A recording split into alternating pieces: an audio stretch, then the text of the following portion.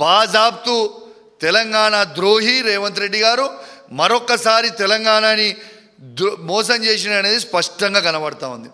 ఇలా రేవంత్ రెడ్డి గారికి అలవాటు అయిపోయింది, ఆయనకు అమ్ముకోవడం అలవాటు కదా.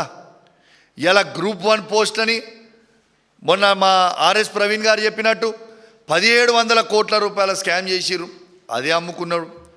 నిన్నగాక మొన్న స్వయంగా చూసిర్రు మిర్యాల కూడా ఎమ్మెల్యే గారు, వాళ్ళేమో యూరియా బస్తాల లోడ్ లారీలు అమ్ముకుంటున్నారు.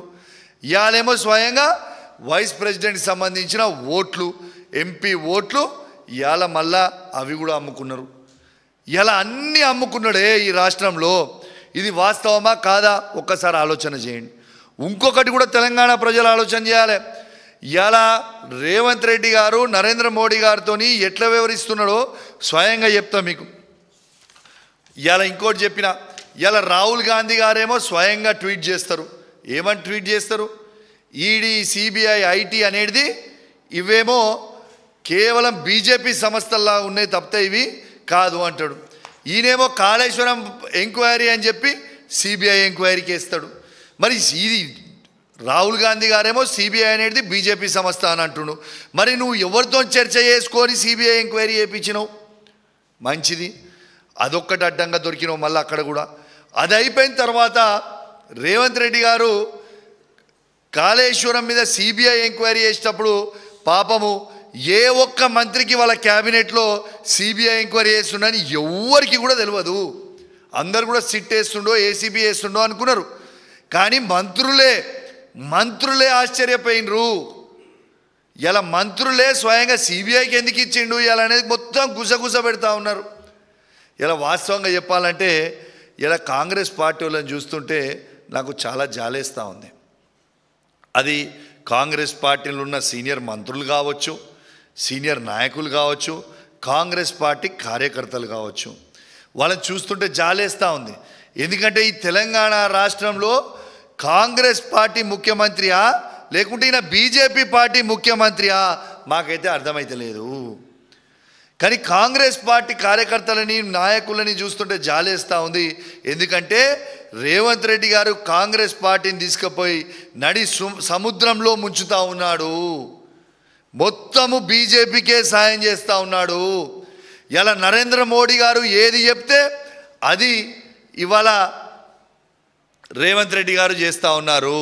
ఇలా ఒక్కటి నేను అడుగుతా ఉన్నా, ఇలా బీజేపీ వాళ్ళకి రేవంత్ రెడ్డి గారికి ఇలా టైఅప్ లేకపోతే నేను మరొక్కసారి సవాలు విసురుతా ఉన్నా. ఇలా గ్రూప్ 1 ఎగ్జామ్ మీద బాజాబ్తు ఇలా గ్రూప్ 1 పోస్టులో అమ్ముకున్నారు మీరు అని బాజాబ్తు మేము చెప్పినాం. హైకోర్టు కూడా చాలా సీరియస్గా దాని మీద ఆర్డర్ ఇచ్చింది. మరి మీకు దమ్ముంటే, మాకు ఇష్టం లేదు కానీ భాష చెప్తున్నాం, దమ్ముంటే మీరు ఈ గ్రూప్ 1 దాని మీద సిబిఐ ఎంక్వైరీ అయ్యండి.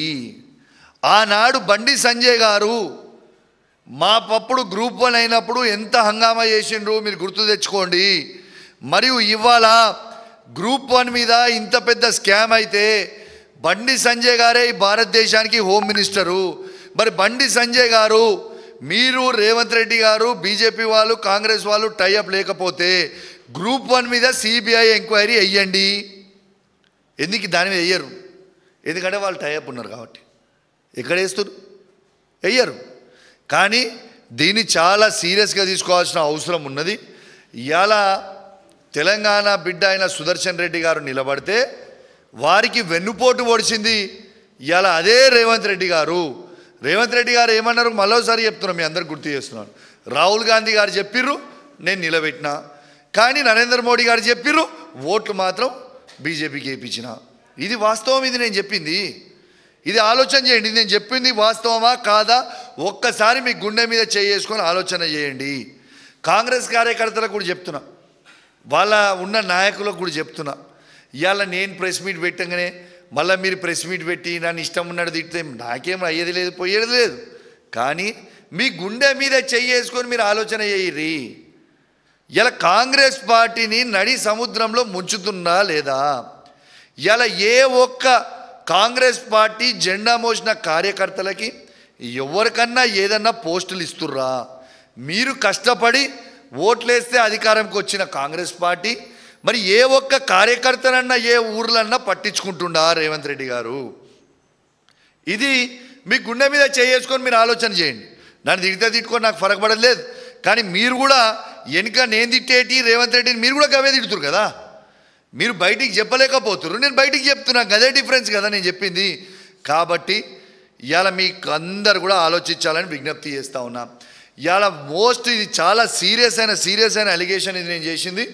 ఇది ఖచ్చితంగా ప్రతి మీడియాలో కవర్ చేయాలి. ఖచ్చితంగా తెలంగాణలో ఉన్న కాంగ్రెస్ పార్టీ ఎంపీలందరూ కూడా బీజేపీ క్యాండిడేట్ అయిన వారికి ఇవాళ ఓట్లు వేసినారు వైస్ ప్రెసిడెంట్ ఎలక్షన్లలో. This is very very clear. So నేను రిక్వెస్ట్ చేస్తున్నా, దీని మీద కూడా ఖచ్చితంగా ఆలోచన చేయాలి. ఇలా ఎట్లా, ఎందుకంటే దీని మీద ఏ ఎంక్వైరీ ఏమన్నా కూడా వేయరు, ఎందుకంటే దాని మీద ఓటింగ్ కాబట్టి దాని మీద వేయరు. కానీ దీని మీద ఇది చెప్పింది నిజం. మరి జయరాం రమేష్ 315 పక్కా పడ్డాయి ఓట్లు అంటే, మరి ఎలక్షన్ కమిషన్ ఏమో 300 ఓట్లు పడ్డాయని ఎట్లా చెప్తుంది భయ్? ఇది కావాలంటే ఒక్కసారి ఆ వీడియో కూడా ఇంటారంటే మీరు వినండి. ఒకసారి ఎలక్షన్ కమిషన్ చెప్పిన వీడియో మీకు ఒక్కసారి వినిపిస్తా. ఆయన కూడా డిక్లేర్ చేసిన ఓట్లు మీరు అందరు కూడా ఒక్కసారి వినాలని మీ అందరు కూడా విజ్ఞప్తి చేస్తున్నా. ఆ వీడియో కూడా మీకు చూపిస్తా, వాళ్ళ ఎలక్షన్ డిక్లేర్ చేసింది.